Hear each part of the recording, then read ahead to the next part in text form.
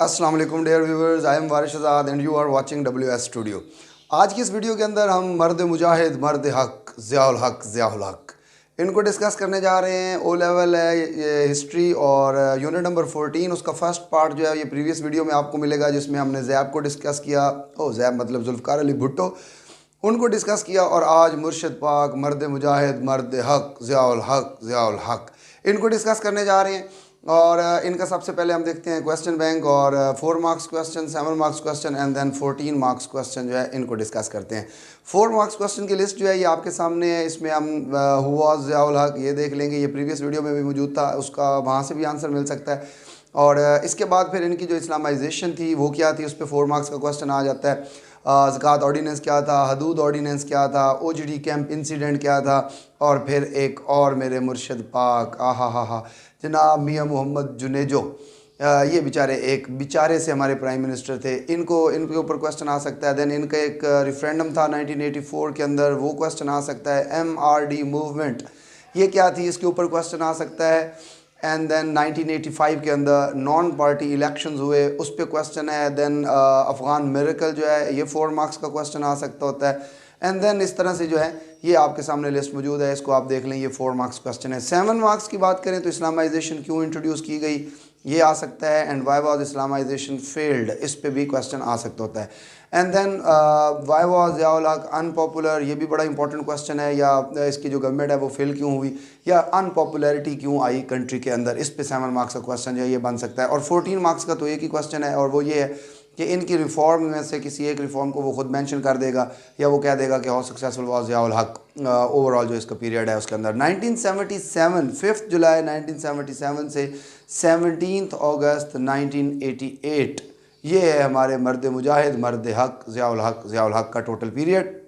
और अब हम इनको डिस्कस करते हैं। पहले पूरे पीरियड को डिस्कस करेंगे, और इसके अंदर 14 मार्क्स का क्वेश्चन भी कवर हो जाएगा, मोस्टली 4 मार्क्स का क्वेश्चन भी कवर हो जाएंगे, और 7 मार्क्स का भी। लेकिन मैं at the end of the video आपको इन सब को सेपरेटली जो है वो करवाऊंगा। सबसे पहले बात कर लेते हैं ज़ियाउल हक की जो ओवरऑल रिफॉर्म्स हैं, ओवरऑल जो पीरियड है उसमें क्या कुछ होता रहा, उसकी तरफ चलते हैं। तो सबसे पहला काम जो कंप्लीट किया जाता है वो है मिलिट्री एक्शन, जो बलूचिस्तान के अंदर चल रहे थे उनको ख़त्म किया गया। एमनेस्टी स्कीम इंट्रोड्यूस करवाई गई।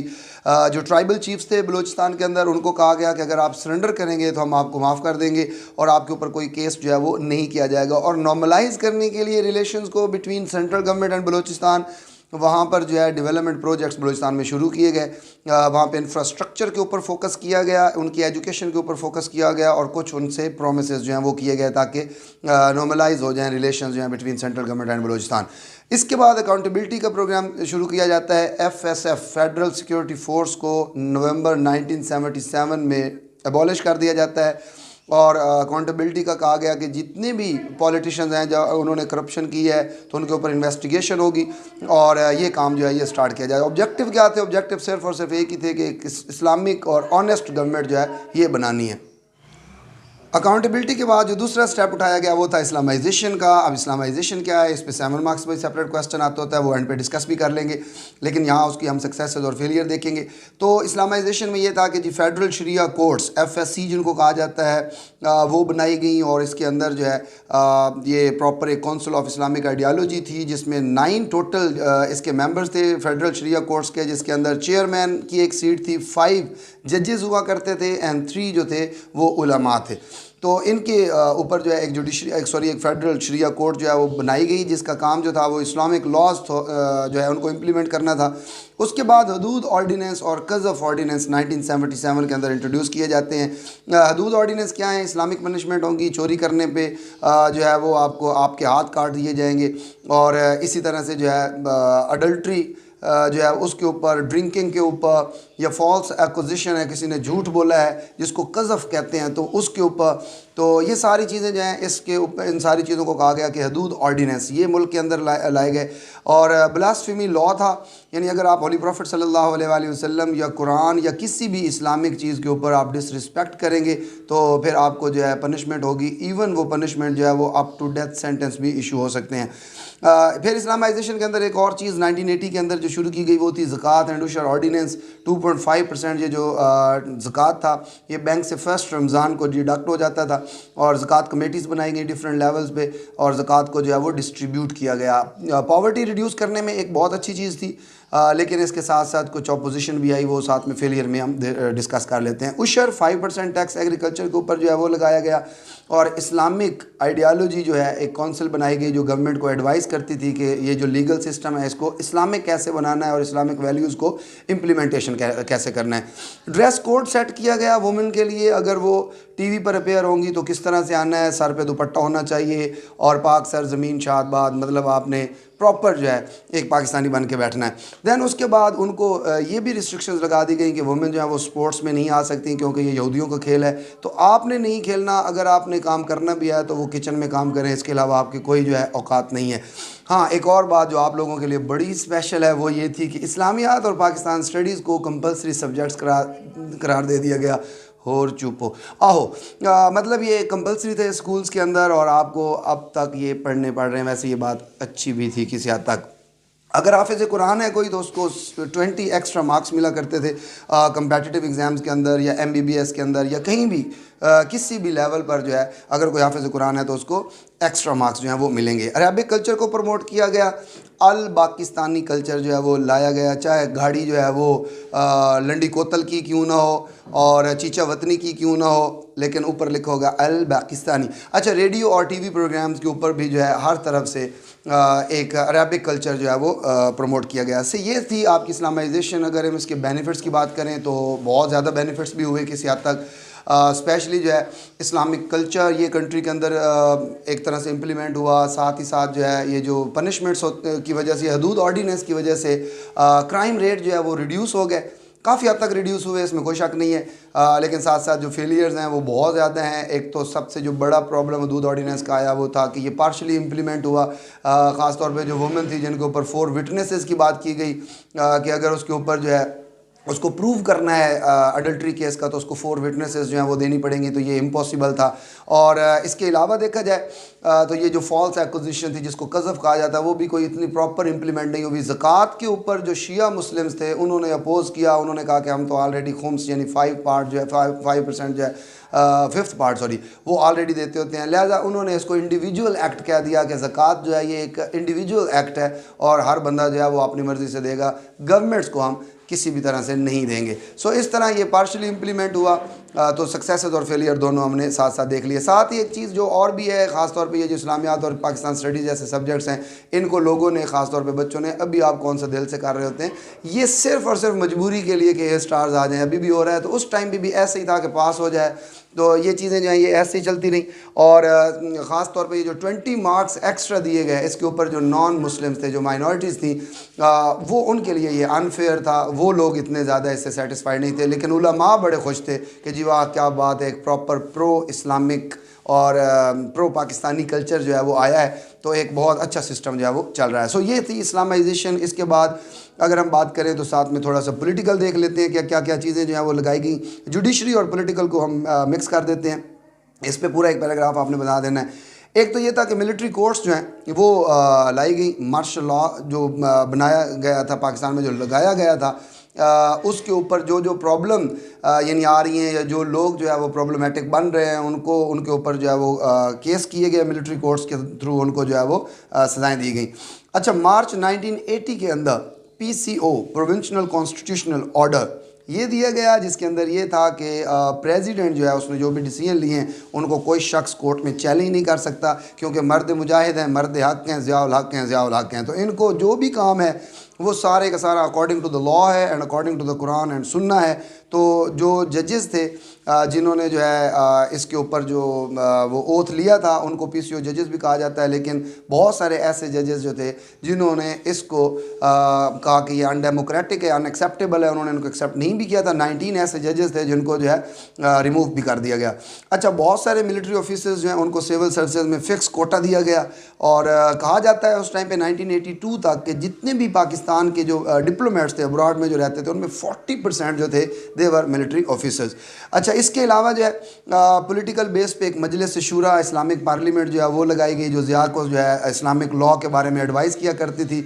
मज़े की बात ये थी कि कोई लेजिस्लेटिव पावर नहीं थी, यानी कि जो पॉलिटिशियंस हैं इनके पास कोई अक्ल तो है नहीं, सो सारे अक्ल कुल जो हैं वो सिर्फ ये लोग थे। देन 1984 के अंदर रेफरेंडम करवाया गया। रेफरेंडम के अंदर क्वेश्चन ये पूछा गया कि क्या आप पाकिस्तान के अंदर इस्लामाइजेशन जो है इसको कंटिन्यू करना चाहते हैं या नहीं। तो क्या क्वेश्चन था, अब कौन नो करे। लेकिन इसका जो टर्न आउट था, बहुत सारे लोग जो हैं उन्होंने इसमें पार्टिसिपेट ही नहीं किया। तकरीबन 90% लोग जो हैं उन्होंने इस रेफरेंडम में पार्टिसिपेट नहीं किया, लेकिन 10% जो लोग थे उन्होंने जो है इसमें पार्टिसिपेट किया। इसलिए इसका जो टर्न आउट है वो बहुत ही पुअर था। ओनली 10% जो था वो टर्न आउट था, क्योंकि कंबाइंड अपोजिशन थी, इसको जो है बाइकआउट किया जा रहा था। तो लेकिन उसके बावजूद भी हाजी साहब जो हैं हमारे मर्द मुजाहिद मर्द हक जो हैं ये प्रेसिडेंट बन गए। फिर एक और चीज़ आती है, वो है MRD, movement of the restoration of democracy. इसको 4 मार्क्स पे अलग से भी डिस्कस करेंगे। ये इस रेफरेंडम को इन्होंने टोटल जो है इसका बाइकआउट किया। इन्होंने कहा कि जी ये पॉपुलैरिटी जो है ये चाहता है अपनी, और इस्लाम को यूज़ करके जो है ये सिस्टम ऐसा लाना चाह रहा है। लेकिन इन्होंने इसी तरह से इसको जो है वो बाइकआउट किया, लेकिन कोई फ़ायदा नहीं हुआ, क्योंकि ज़िया साहब जो हैं वो फर्दर 5 ईयर्स के लिए as a president of Pakistan जो है वो इलेक्ट हो गए। अच्छा, इसके बाद 1985 में नॉन पार्टी इलेक्शंस होते हैं। इन इलेक्शंस के अंदर MRD प्रोटेस्ट भी करता रहा, जो लेकिन कोई फ़ायदा उसमें भी कोई ख़ास नहीं हुआ। और ज़िया साहब जो हैं उन्होंने 8th अमेंडमेंट जो है इसके बाद इंट्रोड्यूस करवाई और दे दी गई। इसकी सेपरेट डिटेल जो है ये 4 मार्क्स के क्वेश्चन के अंदर मैं डिस्कस करूँगा। यहाँ पे सिंपल आप ये बताएंगे कि 8th अमेंडमेंट जो है उसमें दे के खुद को एम्पावर किया गया, यानी प्रेसिडेंट को पावर दे दी गई। अच्छा, फिर इन इलेक्शंस के बाद इस इलेक्शंस की भी बात करें तो ये मार्च 1985 के अंदर हुए, जिनमें टर्न आउट ओनली 52% था। बिग लैंडलॉर्ड्स और ट्राइबल चीफ्स जो थे उनको इलेक्ट किया गया, और एक प्रॉपर लॉयल और ओबीडियंट अच्छे बच्चों की एक आप कह सकते हैं पार्लियामेंट बनाई गई। ठीक है, और इसमें मुर्शिद पाक, क्या बात है, मोहम्मद ख़ान जुनेजो साहब जो हैं उनको प्राइम मिनिस्टर बनाया गया, और एक नई पार्टी भी क्रिएट की गई जिसका नाम था पाकिस्तान मुस्लिम लीग कायदे आज़म। सो ये चीज़ें थी। 1985 में मार्शल लॉ जो है उसको भी ख़त्म कर दिया गया, कॉन्स्टिट्यूशन को रीस्टोर किया गया, और फंडामेंटल अमेंडमेंट्स जो हैं ये जो इतनी वो समझते थे कि ये फंडामेंटल अमेंडमेंट्स हैं वो की गई। तो ये था इनका पॉलिटिकल सेटअप। इसमें एक चीज़ और जो है वो देखते हैं, और वो है इकॉनमी। इसको लाजमी डिस्कस करना होता है। इकॉनमी में ये अफ़गान मिरेकल वाली बात भी डिस्कस हो जाएगी। अफ़गानिस्तान के ऊपर आपको पता है अटैक हो चुका था 1979 में, और वहाँ पर USSR जो है उसकी इन्वेजन हो चुकी है, और यहाँ हम मर्द मुजाहिद भी हैं, मर्द हक भी हैं, साथ में ज़ियाउल हक भी हैं। तो हमने जो है जिहाद अनाउंसमेंट की हुई है। USA को एलाइज़ की ज़रूरत थी, USA को एंट्रेंस चाहिए थी, एंड पाकिस्तान वाज द कह सकते हैं एंट्रेंस पॉइंट। तो पाकिस्तान ओनली एलाई था उसका USA का बाय दैट टाइम। तो USA को हमारी ज़रूरत थी, और हम थे राधा, हम नाचते रहे, हमारे ऊपर डॉलर्स आते रहे, डॉलर्स की बारिश होती रही, और हमारी इकॉनमी जो है वो प्रोग्रेस करती रही।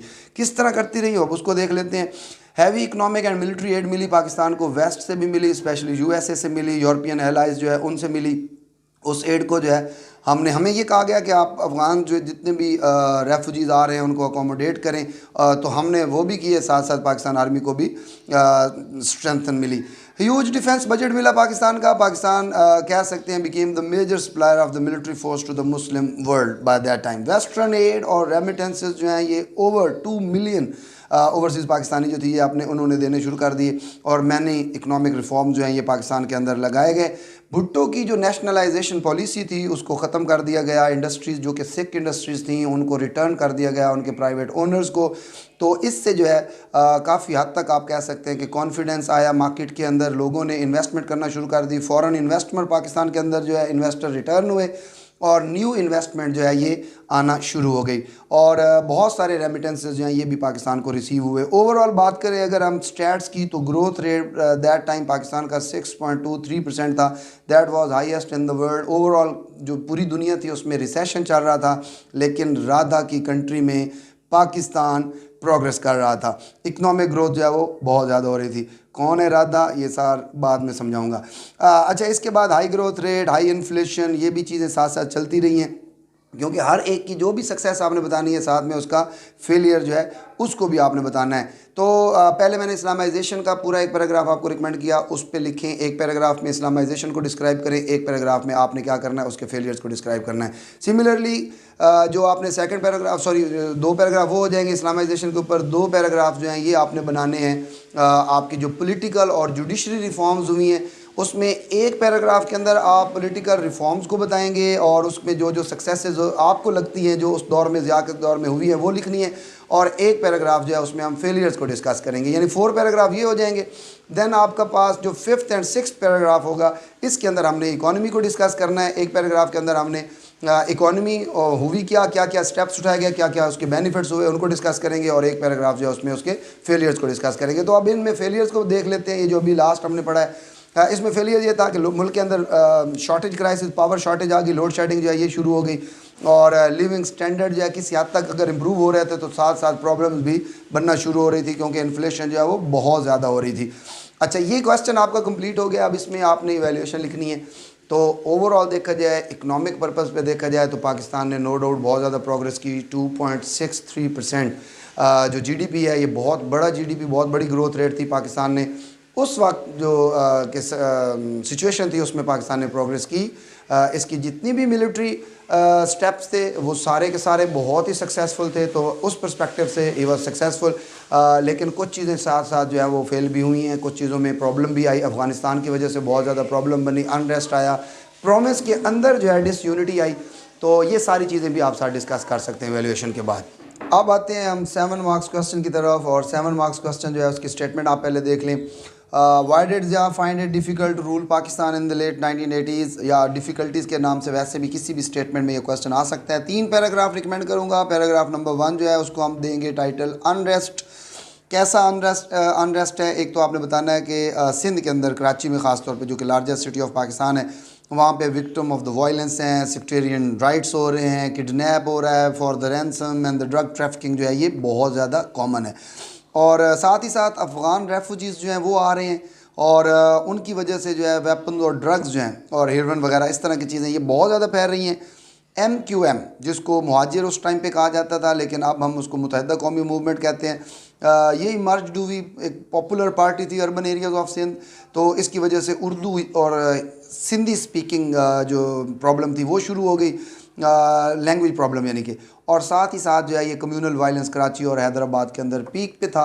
तो ये पहली रीज़न थी, जो पहली बड़ी डिफ़िकल्टी थी जो उसको फेस करनी पड़ गई। नंबर 2 जो है ये हम देखेंगे इस्लामाइजेशन और साथ साथ जो है डिसयूनिटी अमंग प्रोविंसेस को। एक तो स्ट्रिक्ट इस्लामिक रिफॉर्म्स थी जिसकी रीज़न जो है वो सेक्टेरियन डिफरेंसेस थे, जिससे आर्म क्लैशेस हुए। सुन्नी और शिया कम्युनिटी ऑफ पाकिस्तान ये बहुत बड़े लेवल पे जो है इनका प्रॉब्लम आना शुरू हो गया। रिलीजियस ऑर्गेनाइजेशन जो है ये बनानी शुरू हो गई, और उसकी वजह से जो है ख़ास तौर पे ये जंग जो डिस्ट्रिक्ट है पंजाब के अंदर, यहाँ पे सिपाह सहाबा और शिया सुन्नी फसाद जो है ये बहुत बड़े लेवल पे जो है वो चलने शुरू हो गए। और साथ ही साथ KP के जो NWFP उस टाइम होता था, अब हम उसको KPK कहते हैं, यहाँ पे भी बहुत ज़्यादा जो है डेवलपमेंट डिफरेंसेस जो है वो आना शुरू हो गए। किस लेवल पे आए? कालाबाग डैम बनाने की प्रोग्राम चल रहा था, तो उसके ऊपर जो है पानी के इशू था, और इस इशू पे भी डिसयूनिटी अमंग प्रोविंसेस जो है ये शुरू हुई। पंजाब में सिर्फ पॉपुलर था ड्यू टू हाजी मियां मोहम्मद नवाज शरीफ रहमतुल्लाह अलैह, क्योंकि वो कलेक्टिवली उसको बनाया गया था। पंजाब में वो एक अच्छा बॉय बन के काम कर रहा था, लेकिन जो बाकी जितने भी प्रोविंसेस थे वहाँ पे ज़्यादा अनपॉपुलर हो रहा था। थर्ड और लास्ट बात हम डिस्कस करेंगे वो अप्रैल 1988 के अंदर एक इंसिडेंट होता है जिसको ओजड़ी कैंप रावलपिंडी केस भी कहते हैं। तो इसमें बहुत ज़्यादा इनोसेंट पीपल जो है वो मारे गए। वेपन्स थे और उन वेपन्स को जो है ये डंप करने का एक पूरा प्लान था, वो हुआ, और उसके बदले में बहुत ज़्यादा लोग जो हैं उनकी जान गई। तो उस पर मिस्टर जुनेजो, मेरे प्राइम मिनिस्टर, मेरा शरीफ प्राइम मिनिस्टर, वो चाहते थे कि एक ट्रांसपेरेंट इंक्वायरी हो, और ये इंक्वायरी जिसके अंदर वो कहते थे कि सिविल गवर्नमेंट और मिलिट्री लोग जो है उनको इन्वॉल्व किया जाएगा। तो ये एक बहुत बड़ी डिफ़िकल्टी थी ज़िया के लिए। तो इस पे जो है उन्होंने मिस्टर जुनेजो जो है इनको डिसमिस किया, 8th अमेंडमेंट को यूज़ किया गया, और इससे मुल्क के अंदर पॉलिटिकल क्राइसिस जो है वो भी शुरू हो गया। साथ साथ एक अनाउंसमेंट हुई कि हम नए इलेक्शन जो है वो करवाएंगे, असम्बलीज पहले वाली अपनी ही बनाई हुई डिज़ोल्व कर दी गई। तो ये 3 मेन आप कह सकते हैं प्रॉब्लम्स थी या डिफ़िकल्टीज थी जो ज़िया को फेस करनी पड़ी। एक लॉज जो है यानी इस्लामाइजेशन शुरू क्यों की गई, और फिर इसको ये फ़ेल क्यों हुई। तो पहले हम देखते हैं ये शुरू क्यों हुई। तो शुरू करने की जो पहली रीज़न आपने बतानी है वो आपने इस्लामिक टीचिंग्स को माइंड में रखें कि पाकिस्तान के जो इसकी बेस थी वो पाकिस्तान का मतलब क्या, ला इलाहा इल्लल्लाह, इस बेस पे बनाया गया। तो ज़िया की जो जुल्फ़िकार अली भुट्टो की जो गवर्नमेंट थी वो टोटली इसके अगेंस्ट थी, यानी वो सोशलाइजेशन की तरफ थी और मुल्क में सोशलाइजेशन हम नहीं चाहते थे, लिहाजा उसके काउंटर में ये पॉलिसी जो है वो लॉन्च की गई। दूसरी रीज़न वो थी कि मुल्क के अंदर इस्लामिक पनिशमेंट जो है वो होना था चाहिए क्योंकि उससे जो है बहुत ज़्यादा उसके बगैर वायलेंस हो रहा है और कोई प्रॉपर सेटअप नहीं है, तो लिहाजा इस्लामिक रिफॉर्म्स जो है उनको बहुत ज़्यादा ज़रूरी है। इसलिए फिर हदूद ऑर्डिनेंस और कज़फ़ और इस तरह की चीज़ें जो हैं, ज़कात वगैरह, ये सारा इंट्रोड्यूस किया गया। तीसरी रीज़न जो आपने बतानी है वो है ज़िया रूल करना चाहता था और पाकिस्तान एक ऐसी कंट्री है जिसमें अगर उलमा खुश हैं तो आपकी जो पार्टी है या आपका जो रूल है वो 100% गारंटेड है कि आप यहाँ पे रूल कर सकते हैं। तो ये 3 रीज़न थी। फेल क्यों हुआ? फेल होने की जो सबसे बड़ी वजह थी वो स्ट्रिक्ट पनिशमेंट थी जिसको अपोज़ किया गया, जिसकी वजह से जो है इसको इतना ज़्यादा पॉपुलैरिटी नहीं मिली। दूसरी रीज़न जो थी वो ज़कात ऑर्डिनेंस था। ज़कात ऑर्डिनेंस के ऊपर जो है वो आपने बताना है कि शिया मुस्लिम जो है उन्होंने अपोज़ किया और इसको फिर पूरी डिटेल जो है उसके साथ आपने डिस्कस करना है। और जो थर्ड रीज़न आपने बतानी है, थर्ड रीज़न जो थी वो माइनॉरिटीज़ थी और वो माइनॉरिटीज़ जो हैं वो इससे बिल्कुल खुश नहीं थी। साथ ही साथ आप में इसमें बताएंगे कि सेक्टेरियन डिवीज़न जो है वो भी पीक पे थी, शिया सुन्नी फसादात इसकी वजह से और ज़्यादा बढ़ रहे थे, जिसकी वजह से फिर ये सारी चीज़ें जो हैं एट द एंड ख़त्म ही करनी पड़ी और ब्लेम आज भी हम कहते हैं कि वो ज़िया साहब को जाता है। 4 मार्क्स क्वेश्चन के अंदर आते हैं, उसमें जो सबसे पहला क्वेश्चन है वो हम देखेंगे 8th अमेंडमेंट ये क्या था, इसको प्रॉपर डिटेल के साथ आपने करना है। 4 मार्क्स का है। बताना है आपने जी 73 का कॉन्स्टिट्यूशन उसको सस्पेंड किया गया, मुल्क में मार्शल लॉ लगाया गया, 30 दिसंबर 1985 को मार्शल लॉ को लिफ्ट कर दिया जाता है और कॉन्स्टिट्यूशन जो है उसको रिस्टोर किया जाता है। 8th अमेंडमेंट आर्टिकल 58 2B इसका ये पूरा सेटअप है, इसका नाम है। ये किया जाता है और एम्पावर किया जाता है president to appoint prime minister and provisional governors as well as he can dismiss them and dissolve the assemblies. और ऑल जितने भी प्रीवियस लॉज थे मार्शल लॉ जो है वो उनको सबको वर आल्सो वैलिडेटेड। और ये साथ इसको बताना है कि ये रिपील कब किया गया, तो ये रिपील्ड बाय नवाज शरीफ इन 1997। तो ये था 8th अमेंडमेंट का क्वेश्चन। इसके बाद हम आते हैं ओजड़ी कैंप डिज़ास्टर क्या था, 4 मार्क्स का क्वेश्चन है। 10 अप्रैल 1988 को आर्मी वेपन्स जो है इनको डंप किया जाता है ओजड़ी कैंप रावलपिंडी के अंदर और इसके रिज़ल्ट ये होता है कि hundreds of death of civilians जो थी ये होती हैं और थाउजेंड्स के करीब जो है इंजरीज होती हैं। तो इसके ऊपर जो है प्राइम मिनिस्टर जुनेजो जो हैं उन्होंने कहा कि जी एक ट्रांसपेरेंट इंक्वायरी होगी और ज़िया और आर्मी जो है वो बिल्कुल इस चीज़ को नहीं चाहते थे कि ऐसा सेटअप हो। फिर यही रीज़न बने 29 मई 1988 को ज़िया ने डिसमिस कर दिया जुनेजो को और ये पूरी असम्बलीज भी डिज़ोल्व हो गई और जुनेजो साहब मेरे मस्कीन प्राइम मिनिस्टर को डिज़ोल्व कर दिया गया। फिर आते हैं नेक्स्ट क्वेश्चन की तरफ, व्हाट वर द हदूद ऑर्डिनेंस। इस पे आप बताएंगे कि ये इम्प्लीमेंट किए गए 1977 के अंदर। ये इस्लामिक पनिशमेंट्स थी और वो क्या क्या थी। एक तो सबसे पहले आपने कहना है ऑफेंसेस थे अगेंस्ट द प्रॉपर्टी, यानी अगर चोरी करेंगे तो आपके ऊपर जो है वो एम्पुटेशन होगी और एम्पुटेशन भी राइट हैंड, यानी राइट हैंड जो है वो काट दिया जाएगा। अडल्ट्री जिना वगैरह करेंगे, कज़फ़ यानी फॉल्स अक्यूजेशन, झूठ बोल के किसी के ऊपर आप जो है वो इल्ज़ाम जिना का लगाएंगे तो उसके ऊपर भी आपको पनिशमेंट दी जाएगी और वो पनिशमेंट जो है वो डिफरेंट थी, यानी ये बेसिकली स्ट्राइप्स थे, कुछ कहीं पे 80 थे और यानी अगर ड्रिंकिंग करेंगे तो आपको 80 स्ट्राइप्स जो हैं ये केन होता था वो मारे जाते थे और अगर आप दूसरे केस में आ रहे हैं तो 100 आपको जो है वो स्ट्राइप्स पड़ेंगे। तो इस तरह की ये लॉज थे जिनको इंट्रोड्यूस किया गया। इससे ज़िया बड़ा पॉपुलर भी हो गया, मुल्क के अंदर क्राइम रेट जो है वो कम भी हो गया, लेकिन ये उसकी अनपॉपुलरिटी की एक रीज़न भी बना क्योंकि ये बहुत ज़्यादा स्ट्रिक्ट थे और बहुत सारे लोगों ने इसको अपोज भी किया बाद में। ज़कात ऑर्डिनेंस क्या है जी, ये ज़कात एंड उशर ऑर्डिनेंस 80 के अंदर, जून 1980 के अंदर इसको इम्प्लीमेंट किया जाता है और ये 2.5% जो डिडक्शन ऑफ ज़कात जो इस्लामिक यूज़ होती है, फर्स्ट ऑफ द रमज़ान इसको डिडक्ट कर लिया जाता था। तो ज़कात कमेटीज़ भी बनाई गई डिफरेंट लेवल विलेजेस के ऊपर, और उनको जो है इम्प्लीमेंटेशन की गई, लेकिन शिया मुस्लिम जो है उन्होंने इस पर अपोज़ किया। एक तो उन्होंने कहा कि ये इंडिविजुअल एक्ट है, हर बंदे का खुद है वो पे करेगा, और साथ ही साथ वो इसके अल्टरनेट पे एक खुम्स 5th पार्ट जो है वो दिया करते। तो इस वजह से इसको जो है फिर बाद में ज़िया को शिया मुस्लिम्स के लिए इसको रिवर्स करना पड़ा, लिहाजा ये भी कोई इतना ज़्यादा पॉपुलर जो है वो नहीं हुआ। What was the Afghan miracle? इस क्वेश्चन को सॉल्व करने से पहले एक बात आपको बता दूं, अक्सर बच्चे लिख देते हैं अफ़गान मिरेकल मतलब वो सारी वॉर को डिस्क्राइब कर देते हैं, टोटल रॉन्ग हो जाएगा। मिरेकल से आपने हिंट लेना है, इसका मतलब है पाकिस्तान को क्या फ़ायदा हुआ, कौन सा ऐसा मिरेकल है जो पाकिस्तान के लिए ये वॉर जो है वो कामयाब होगी। हमेशा पाकिस्तान चाहता है कि सराउंडिंग में शुगर लगा रहे, क्योंकि रहता है ना, फिर नाचती रहे, डॉलर आते रहें और कारोबार चलता रहे। ये था अफ़गान मिरेकल। कैसा था? अफ़गानिस्तान दिसंबर 1979 के अंदर जो USSR है वो इन्वेड करता है, तो पाकिस्तान जो है वो ओनली एलाई है USA का सोवियत कम्युनिस्ट फोर्सेस के अगेंस्ट, और USA और वेस्टर्न यूरोप ये पाकिस्तान की जो फाइनेंशियल और मिलिट्री एड है उसको बढ़ा देता है। मिलिट्री एड से ये है कि एक तो मुजाहिदीन जो अफ़गान मुजाहिदीन वो यहाँ से ट्रेन किए जाते हैं, वहाँ भेजे जा रहे हैं, और साथ साथ एड मिल रही है। पाकिस्तान की इकनॉमिक एड जो है वो बहुत ज़्यादा मिलना शुरू हो गई, तो पाकिस्तान जो है उसको मिलियंस में आप कह लो कि रिसीव हो रहे हैं में डॉलर्स, तो उससे पाकिस्तान का ग्रोथ रेट जो है वो बढ़ना शुरू हो गया। तो ये सारे का सारा जो है इस वजह से इसको अफ़गान मिरेकल कहा जाता है, क्योंकि राधा नाच रही थी, डॉलर्स आ रहे थे और मज़े ही मज़े हो रहे थे। नेक्स्ट क्वेश्चन की तरफ आते हैं जी। कराक्रम हाईवे 4 मार्क्स का क्वेश्चन है।